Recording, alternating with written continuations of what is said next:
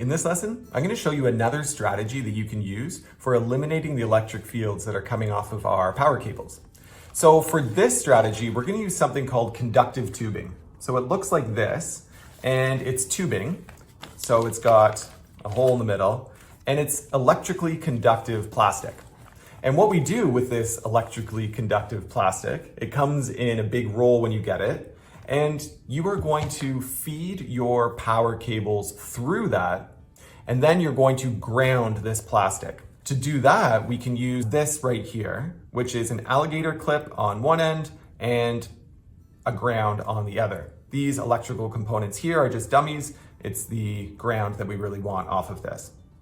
So how you use this is you plug it into an outlet that's properly grounded, and then you plug this alligator clip right onto the tubing, and there you go. Then it's going to do an excellent job of blocking electric fields from whatever cord you've brought through there.